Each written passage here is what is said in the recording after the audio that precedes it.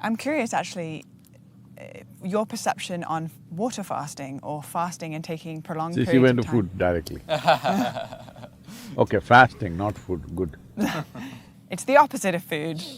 It's time away from food and the benefits, if you believe there are any benefits from allowing ourselves to take a reset and to renegotiate our relationship with food. See, this happened in Los Angeles. A cardiac surgeon drove his… he was a little fascinated with his Ford Mustang. That was his car, and he was little excited about it, and one day it started coughing a little bit. So he took it to the local mechanic and said, some problem, please fix it. He said, yeah, doc, come tomorrow morning, it'll be ready. The doctor, before going to work tomorrow morning, he went there, but it was not ready. So he said, okay, come in the evening, it'll be ready. He came in the evening, it was not ready. He said, what's the matter? You said morning, I came. He said evening, I came, what is the issue? And the mechanic was in that kind of mood, he said, see, you're a heart surgeon, you also fix engines, I also fix engines. How come you're paid 10 times more than me? So the doctor looked at him and said, try to fix the engine when it's running, let me see. So human life and human body needs to be fixed when it's running, otherwise it's meaningless. All right, you're going to postmortem what's the point of that? We need to fix this body when it's running.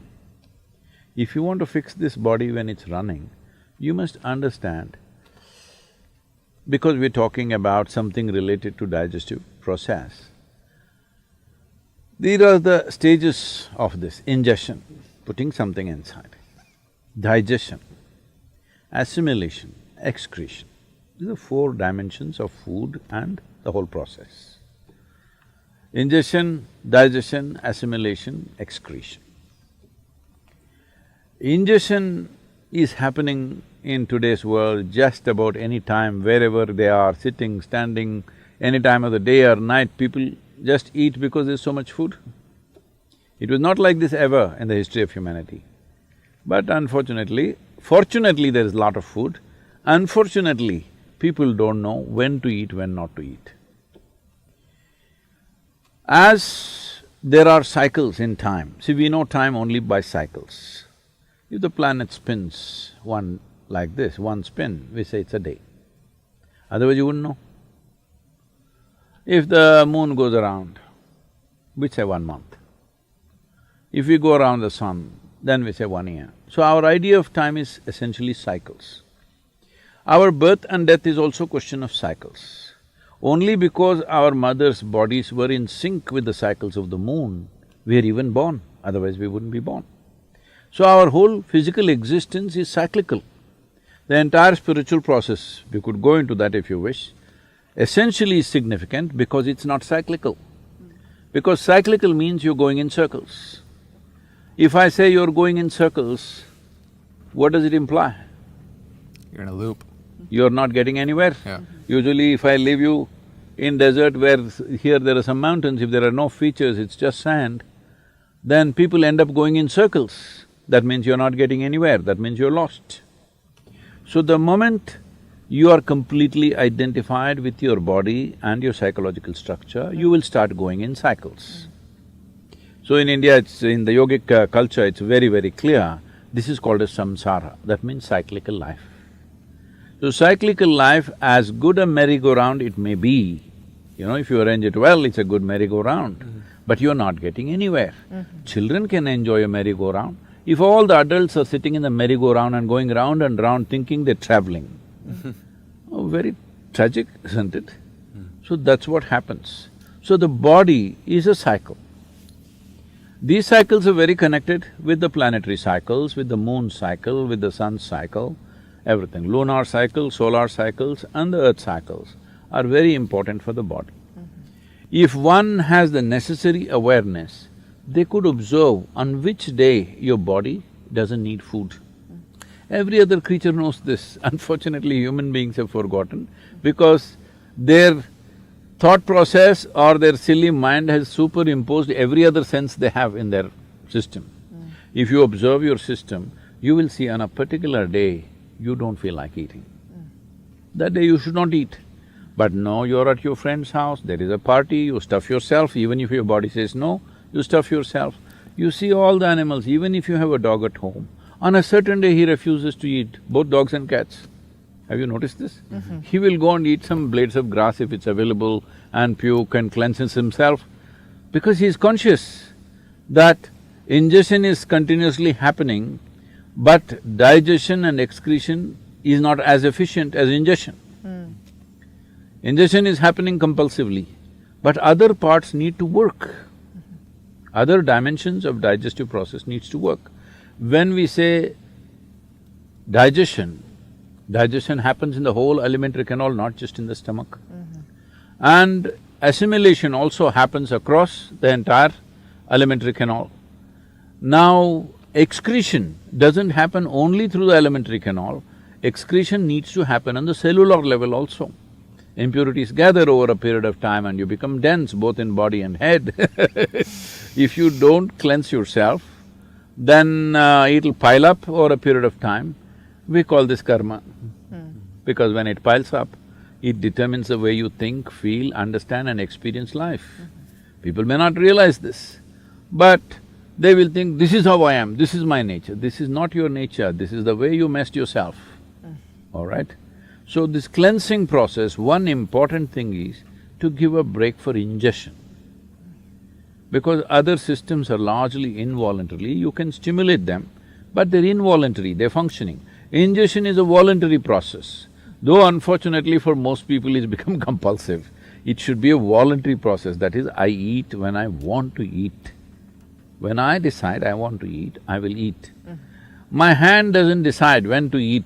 If there's anything, people are doing this all the time. I relate. I think if we leave a bunch of good chocolates around you, your hand will eat, not you. So ingestion should be a conscious process. To bring this consciousness, there are many methods. One is fasting. Simply denying yourself food and water could cause damage to the system. You must support it with the necessary practices. If you have the necessary practices, the need for food will come down. See, our energies are not coming only from the food that we eat. The sunlight, the air, the water, actually, if you… in the yogic sciences, we say, if you really keep your system well, 60 to 70% of your energy should come from these three factors: sunlight, air, water. Another 40% should come from the food that you eat. So naturally, amount of volume of food that you eat will compress. I must tell you about myself. When I was young, I'm a big eater. I never became big because my activity was immense. But today what I eat is actually 1/10 or less than 1/10 of what I used to eat at that time. From the age of 19 till now, I'm still the same weight, what I was at 19. Only thing is, at that time, all the weight was on my shoulders. Now because of this gravity continuously working on me, kind of pulled it down a little bit. But I kept myself up. So fasting as a process must be done with necessary understanding. If people don't have that awareness, in India we fixed the 11th day of the moon cycle, you must fast. If you're not able to fast, you go on something very light, it's called palhar. That means you go on fruit diet. Because fruit is a substance which is over 90% water, and you must eat water, not drink water. This is the yogic science. As far as possible, you eat water. You always be conscious about the food that you're eating, what is the water content. Like a South Indian meal, if you eat, a cooked meal I'm talking about, if you eat, very easily 60–70% water. In fact, more. In some of the foods, it's much more. But now the food that you're eating here, you're eating bread, which was baked a month ago probably, is it minimum? Even in so-called organic shops, it's at least a month or at least a week. Yeah. Nobody is going and getting fresh bread and come, and anyway, the way the bread is baked, it doesn't have water in it, very, very little water. So of course you're compensating that with a bucket of Coca-Cola or something like that. Right? Yeah. I said a bucket, A not bucket a is a good amount of Coca-Cola. Where is this big? Yeah. So, but that doesn't work like that. If you drink any liquid along with your food, the acids that are necessary for digestive process will get diluted. Your whole digestive process gets inefficient. Because food when it goes in, if it contains water, it assists. But if you put any liquid on top of it, you will see the food will remain in the stomach bag for too long. We are very concerned about this always in the yogic culture and life, that we don't want food to remain in our stomach bag for more than 2.5 hours maximum. In 2.5 hours' time, it doesn't matter what I've eaten, how much I've eaten, it must go into other parts. If it remains there, it makes you dull. It makes you lose your sense of perception. The level of perception, the keenness of perception is lost, which you notice if you eat food without Coke or coffee or tea or anything, you feel dull. It kind of pulls you down. Whole lot of people have developed a culture around it. After lunch, they have to sleep.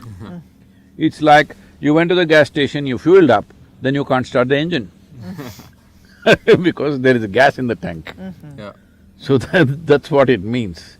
So, to ensure that digestive system is in full process, because for most of the chronic ailments that people are suffering today in the world, the headquarters is in the stomach. Yes. But a lot of people, it's shifting to their head, but largely headquarters is in the stomach, what they eat and the way they eat. Yeah.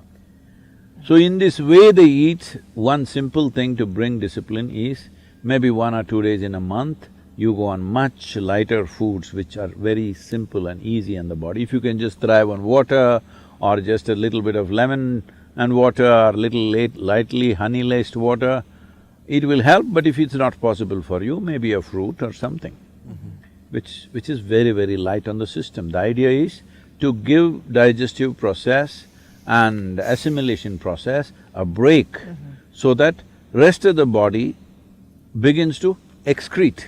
On the cellular level, it must throw out all the impurities. If they don't do that consciously, over a period of time, people, you just look at them, how they were when they were 8, 10 years of age, bouncing around, full of life. Look at how they become long faces. Yeah. Everybody has become like this. At least 80% of the humanity, I don't even know if they get to laugh once a day. Now, whole lot of people are doing laughing yoga, every day laughing in the morning. This is madness. You think you must laugh. No. See, if a flower is fragrant, it happens because it blossomed, not because you sprayed some perfume on it from outside. Laughter, smile is not a philosophy or an ideology. If you're joyful, you will naturally smile. No, you must smile every day. This is stupid. I